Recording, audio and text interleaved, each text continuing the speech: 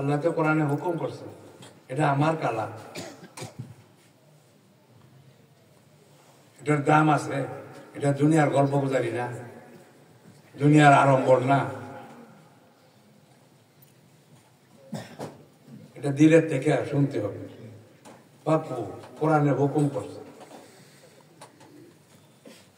আর কোরআনে আসছে সবাই কোরআন কথা শুনলে কানতে কানতে পেরেশান হয়ে দিল কাঁপতে থাকতো, ওয়াজিলাতিল কুলুব, কম্পন শুরু হয়ে গেছে দিলের ভিতরে। এটা দিলের জন্য না দিয়েছে, কানের জন্য না। কানে সুন্দর লাগবো, কানে তো সুন্দর লাগে গান শুনলে। কোরআন তো দিলের জন্য না দিয়েছে। সৌন্দর্য আছে কোরআন শুনে বহুত মুসলমান হয়ে যায়, কিন্তু দিলে তাক থাকে। যারা দিলে পৌঁছবে না, এটা ওয়াজ হইতে পারে না। আগে তো সবাই ওয়াজ করতো না, মানে বই পড়ে ওয়াজ করে, কিতাব পড়ে ওয়াজ করে, আরবিতে তর্জমা করে। তর্জমা করার নাম পড়া না। আল্লাহ এটার কথা কোরআনে বলেন না। যে আয়াত পড়ছি এটার মধ্যে বলা হয়েছে, তোমরা বাইরে যাও, কোরআনকে বুঝিয়া শুনিয়া পড়িয়া দিলে লাগাও। লিয়াতাফাক্কাহু কইছে। আর বোঝার লক্ষণ কি? বোঝার লক্ষণ হলো কাজটা ঠিক মতো করা। ছোট বলা আমরা কই যে বুঝে না দেখে গোলমাল করি, যখন বুঝবো তো ঠিক হয়ে যাবো। কেমন কর কিনা এটা তো বুঝের লক্ষণ, যে কাজটা ঠিক মতো করলে হ্যাঁ বুঝছে, ডাক্তারের কথাটা ঠিক মতো শুনছে, কাজে ওষুধগুলো ঠিক মতো খাইছে। বুঝলেন কিনা? খালি খালি কানে শুনলে কিনা। আজকাল তো ওয়াজ মাহফিলের নামে যে আজাব শুরু হয়েছে দেশ,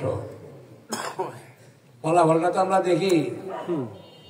প্রত্যেক রাত্রে ওয়াজ হয় বাংলাদেশে। এক বছরে কত লক্ষ লক্ষ ওয়াজ মাহফিল হয়।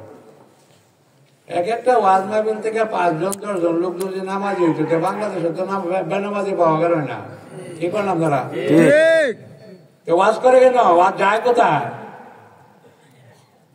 ওয়াজের উদ্দেশ্য কি? ওয়াজ শুনে যদি কিছু ফলাফলই না হয়,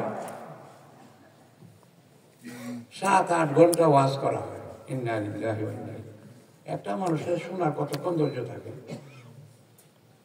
আমরা তো ওই দেশে থাকি, 1.5-2 লক্ষ টাকা খরচ করে একজন বক্তা আনি, তার ওয়াজের সময় হইল 45 মিনিট থেকে বেশি 1 ঘন্টা।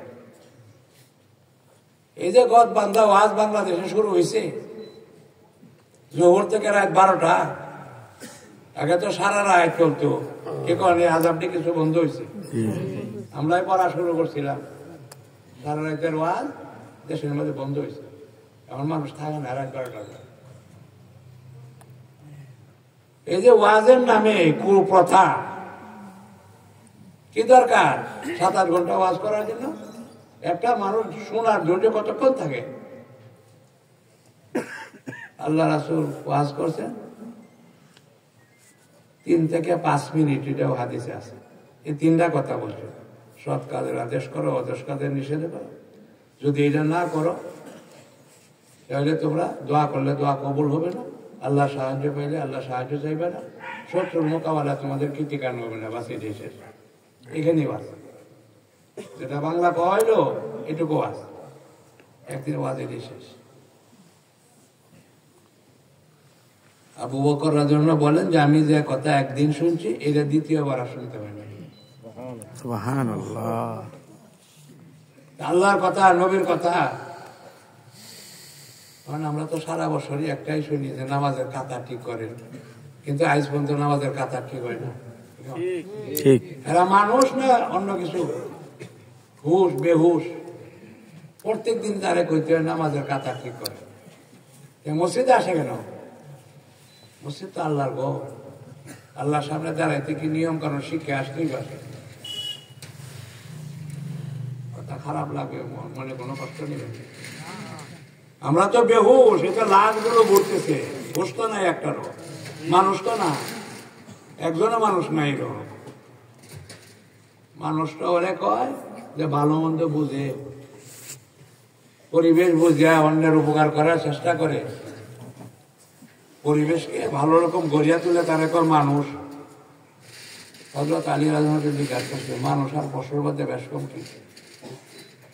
উনি সহজে বলছেন, পশু হলেও নিজেরটাই বুঝে।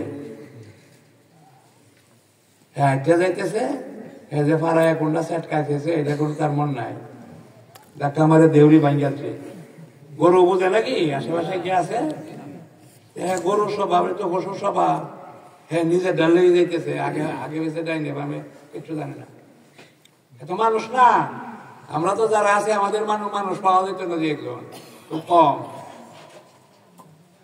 স্বভাবেও তৈব মানুষ